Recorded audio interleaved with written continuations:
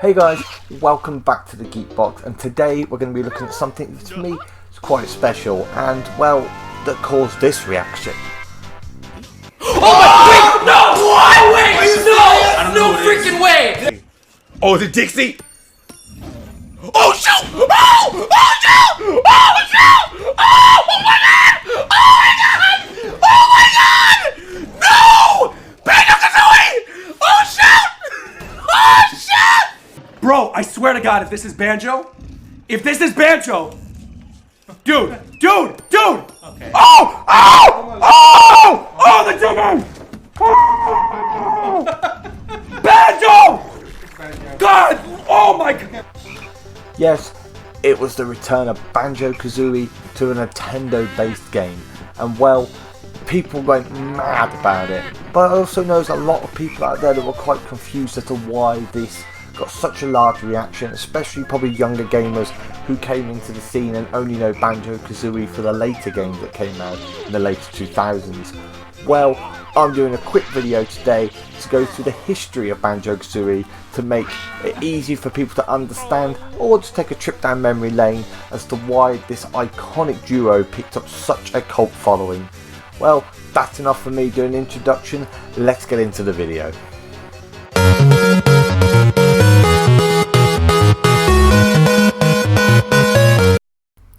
Well, before we can say anything else, we really have to look back before the existence actually of Banjo and Kazooie and what led to this iconic duo being made in the first place.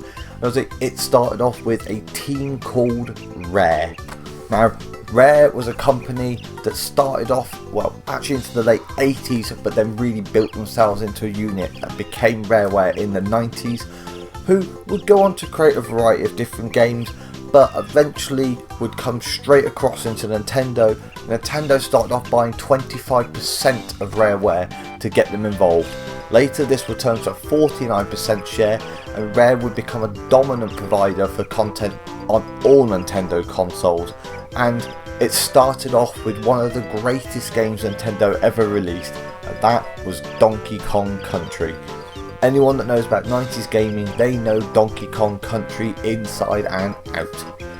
They carried on with making Donkey Kong Country, which will lead on to some great sequels as well. But they also made some spin-off games for the handheld consoles, for the main consoles, and one of these was called Diddy Kong Racing. Now, as you look through Diddy Kong Racing, there was a variety of characters you could get that would go on to have each of their own games and be their own protagonists. But there's one in particular that stood out for this, and that is the first look we ever got at a bear called Banjo. Now, before I get ahead of myself and everything with this, we've actually got to jump back a little bit again to a project called Dream, Land of the Giants, which was designed for the Super Nintendo. Now, this was a game that had pirates in it and adventure. It was sort of like a side scroll with a little bit of 3D elements starting to come in, but it revolved around a boy called Edison. Now, in Edison's adventure, they never quite went into fully what it was going to be, just that we knew that he was going to be either caught up working with pirates or going against them, and the game started its own development. As you can see in the footage here, for its time it actually looked like quite a good game that was being developed, but after a little bit of time, the creators decided that Edison was a little too generic really, and they looked at going into animal characters. First of all, he was swapped out for a rabbit, which didn't last very long, and it looked a bit odd with the upright walking mechanism they wanted, so they swapped it over for a bear, which they thought worked much better. During the up and down development of this game, the Nintendo 64 was released into the world. Well, obviously the N64, as far as I'm concerned, is one of the greatest consoles ever to exist, and I know there's a lot of other people that agree with that as well. The N64 required an update to have Dream come into its world. Now, a lot of the programming wasn't that difficult to transfer over, so we first started to get the very opening looks of what would later become Banjo Kazooie. Obviously, after this was transferred over, they started looking at what other games were available on the N64, and Rare was drawn to one game in particular, Mario 64. Obviously, with Mario 64's unique touch of opening up into a great 3D world that just flowed and had so much to it, they knew that this was the direction they had to go along with. So they started developing further into the game with Banjo, but they realised there was a few other things they wanted to add in, just like they saw in Mario. One of those was the double jump. Obviously later on they also realised they wanted to add extra elements like the speed run and the hill climb, etc. And the little backpack that Banjo had had attached to him that we'd always seen. First of all, started off with a pair of wings that popped out to help you double jump, and then later on they put in some extra legs to it that helped him do his speed runs. And logically they came to the conclusion that they can't just have random things jumping out of a bag, so they had to eventually step across and go, well, something needs to be in the bag, and Kazooie was born.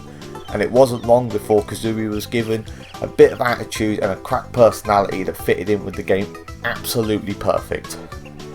Well, then we came round to 2000 and we got Banjo Kazooie on the N64, which many people agreed when it came out, from magazines to reviewers online, that this was a game that really helped set a standard for what the N64 could do. The game was set on Banjo having to save his sister Tooie from the evil witch Clotilda, and this was accompanied with a great and basic storyline that they put in that just kept you going through the game. Hundreds and hundreds of things you could find yourself doing across all 9 great worlds they put into it that were so colourful and vivid, and supported by what I think is one of the best soundtracks to ever touch the N64 or most gaming consoles. The character development they put into it as well, just to each little bit of dialogue that you went through, created a great game, and many people agreed it actually went beyond what Super Mario had managed to do, and it dominated that gaming genre. 2 years later, 2002, Banjo Tooie came out. They added more moves, they added in more dialogue, but the game did seem to shim a little bit. It was a great game, but it didn't quite have the touch of the original, and sadly it only sold half the amount of copies the original did because of this. One great thing that they did do is the fact that I'd never seen the game before. They added a tutorial option where if you said I've already played the first game, it just gave you all of your moves and skipped the tutorial completely, which to me showed how forward thinking it really was at the time for that game. Obviously, amongst this, Rare worked on a whole other variety of different games, including Conker's Bad Fur Day, which used the same engine as Banjo Kazooie, and of course the most legendary game I think they probably ever released. Oh yes, GoldenEye 64. Then, as we went through, Rare was riding absolutely sky high all the way through these years. The 90s were an absolute blessing to Rare, and Rare was a blessing to the 90s themselves. Banjo Kazooie had picked up a huge fan base following and become an absolute icon for what Nintendo was and the style of game that they were always planning to make. Then, Rare hit some difficult times after Banjo Tooie, as it found itself not getting the additional funding that Nintendo had given them for so many years, and after a while it caught up and they had to start looking for people to buy them out. Eventually Microsoft came along and brought them out and made them a first party publisher again, in comparison to where Nintendo had them as a second party publisher. Rare brought out a series of games through Microsoft, but they didn't find much success, and finally we saw the Bear and Bird return in Banjo Kazooie Nuts and Bolts. Although Nuts and Bolts, looking back on it now, kind of feels like it should have been, well, presented like this.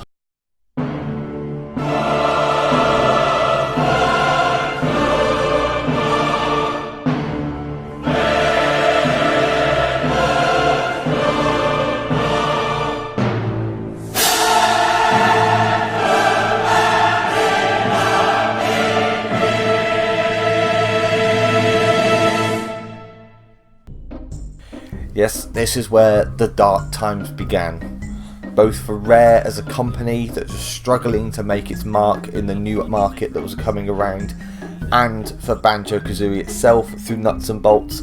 They changed the graphics, the setup, the humour had been changed dramatically as well in parts, and the mechanics for just the whole game had been changed. mean, don't get me wrong, they added in some cool stuff about being able to edit the vehicles that you had and that, but now Banjo is fat and needed a car to go somewhere, or a plane, or a hovercraft, and that's what the game based around, you creating these items. It showed that this was no Banjo Kazooie 3, and a lot of people that had got really excited, including myself, to see a new Banjo Kazooie game were mostly left more than just disappointed by it. The game would go along to get no hype, and when they released it, it just fell. Rare would then go on to create a series of games after that, and they would all suffer very similar fates. The Rare Replay, which they brought out, had some good remakes and updates of the old classics, which got people excited again, but to that point, for what we could see, Rare had had their day. A side project that came out from this though was former employees of Rareware, who now are Platonic Games, came out to try and create a spiritual successor to Banjo Kazooie. They went on looking for £175 British in funding to try and help get them started, just hoping obviously that people would be excited about the idea of seeing this, and well, the result was that people donated just over £2 million in total. That's how badly people wanted to see another Banjo Kazooie. So in 2017 we got Yooka-Laylee, a spiritual successor to the games that we used to know, and though it was supposed to be more spiritual successor to Banjo Tooie, its mechanics and feelings actually more felt like Banjo Kazooie instead the original. Though first it came out to a lot of mixed reviews, after everything was settled and audiences really got hold of it, it got well received by everybody as a whole, and its score increasing all the time. It was great to capture that old feeling, but some people felt that because of that it was a bit dated. Well, Microsoft had made everybody feel that Banjo was gone and dead, and that the whole magic was just nostalgia from that point on. And as far as everybody knew, Nintendo would never get a touch ever again on Banjo Kazooie. So, back onto our original question, why were people so excited about Smash Bros Ultimate? It's because it was Banjo Kazooie coming home. It's hope that Nintendo might have their hands to Banjo Kazooie again. Obviously Microsoft still sits with the rights, but now Nintendo's got their foot in the door with Banjo again, and we may actually get to see Nintendo themselves take control of Banjo Kazooie again. And I for one, if we ever got a proper Banjo Kazooie 3, or whatever they decide to call it, that we get for the Switch etc., I would go absolutely mad on it. Well guys, as you can see, there was a lot of history behind Banjo Kazooie, and I think it's harder to explain on the afterthought than when you're actually there, but Banjo Kazooie picked up a massive cult following in the late 90s, 2000, 2002, when those two first games came out, as it was something so different in its own way and was so charming, and as I said, with the music and the levels and that, and those characters picked up such a great following, and then obviously to see them just be beaten down by Microsoft in the way they were, it was just, like, for me myself, it was heartbreaking for some people. But now they're back in the eyes of Nintendo, and though Microsoft still has the licensing for now, Nintendo has got its feet back with them, and hopefully this might be the sign that we'll see some more from Banjo Kazooie in the future, and maybe the Banjo Kazooie game that we were waiting for with Banjo 3. But some of it's just wishful thinking, some of it could actually be what comes to light, but it's something for us to keep an eye on. Well, I'm also hoping this video helped you understand why there was such a craze and all the screaming and shouting behind Smash Bros actually getting Banjo Kazooie, and I'm looking forward to seeing them in the game. Obviously I do live streams of Smash as it is, so if you haven't already, feel free to check those out and keep an eye out for the other ones. And if you haven't already with that, hit the subscribe button to stay up to date with all the latest news, and just in case, hit that notification bell and it'll give you nice updates every time, as we know that YouTube isn't the most reliable for giving people updates on who they've subbed with. And hopefully this video is something you can enjoy, and if you did, hit that like button. Well, if there's anything else, please let me know in the comments below what you'd like to see on this channel, and as always, thanks for watching, and I'll see you out there.